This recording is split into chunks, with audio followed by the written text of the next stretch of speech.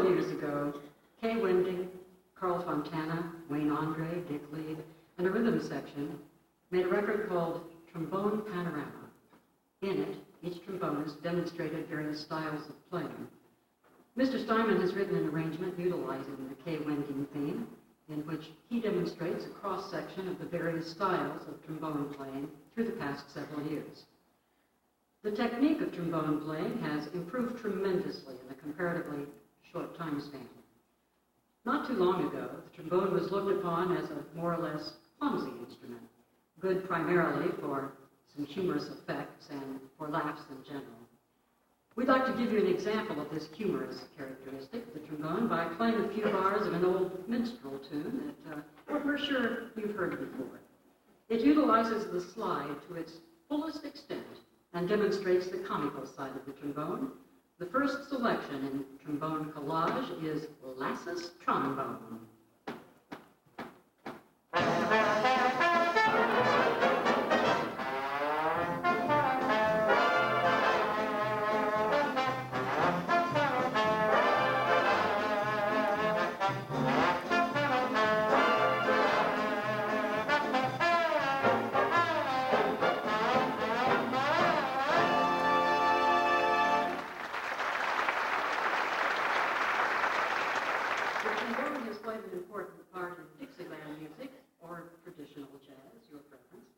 This style is usually referred to as a tailgate style. The term originated in New Orleans, where, they say, jazz was born.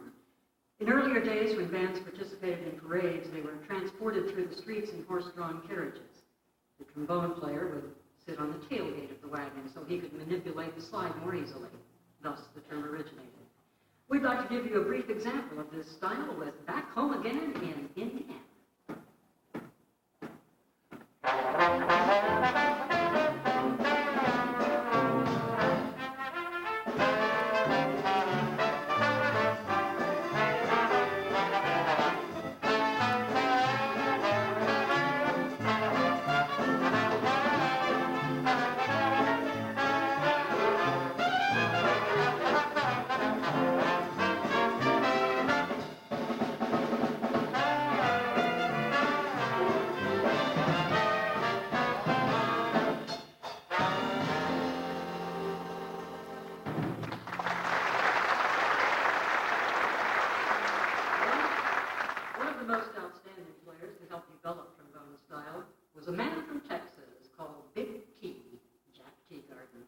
We'd like to do a little bit of Big T's favorite kind of music, the blues.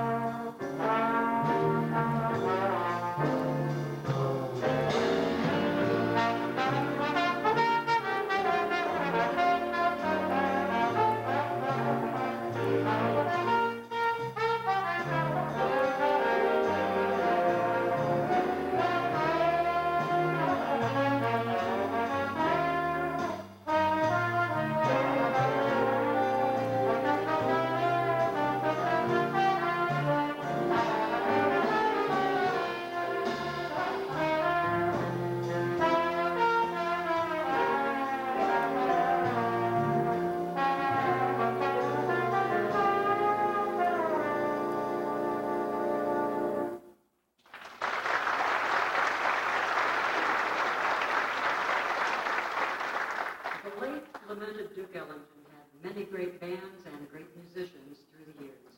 He used to feature a trombone player with his band who had a very unique style. He utilized a mute with a plunger, or hand, to get this particular effect.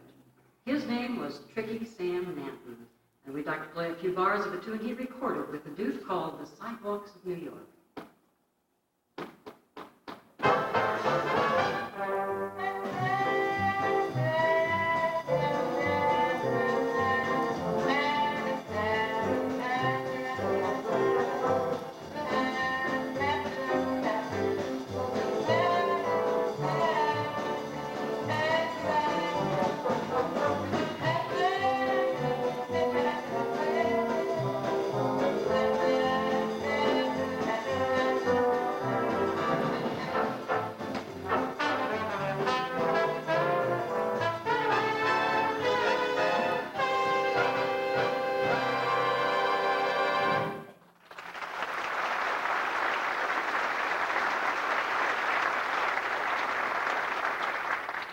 in the late 30s and early 40s, Jimmy Lunsford had one of the most swinging bands of the day. His featured trombone player was a gentleman named Trommy Young, who did an awful lot to modernize the concept of trombone playing. His style is demonstrated by this number he used to do with the Lunsford Band, Margie.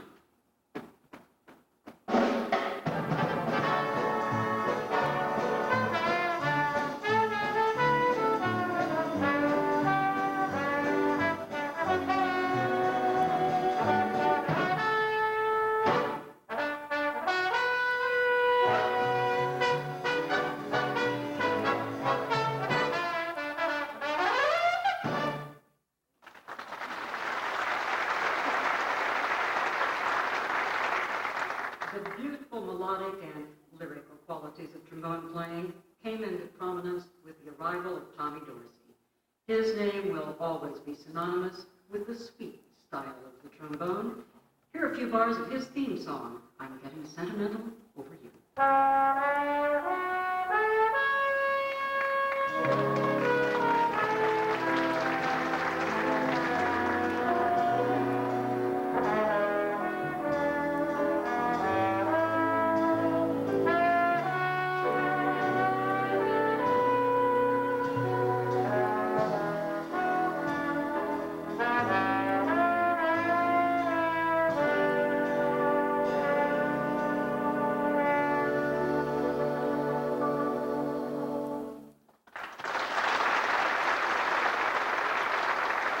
The Tommy Dorsey era was the era of dance bands. Now, there were many different kinds of dance bands. Some were swing and some were sweet. Some of the sweeter ones we used to refer to as Mickey Mouse bands.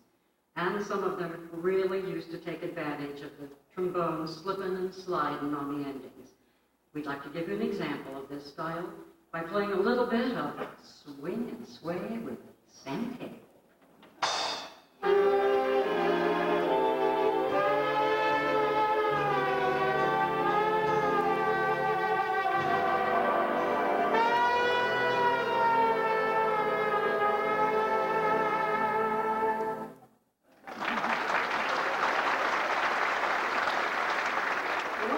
Swing bands of the era had a gentleman by the name of Neil Reed playing jazz trombone.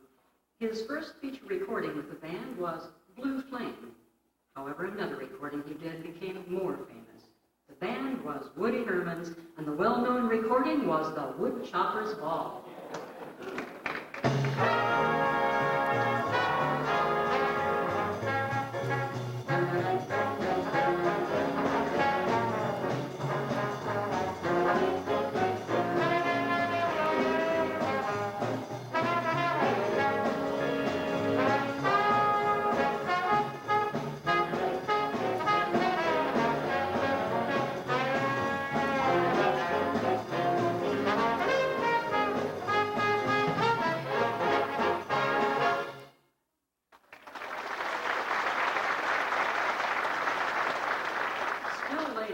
The hard, punchy, no vibrato style of Stan Kenton's trombone section flourished. He had many fine players with their own styles, but the trombones as a section were always Kentonish. Here's an example of that sound, Laura.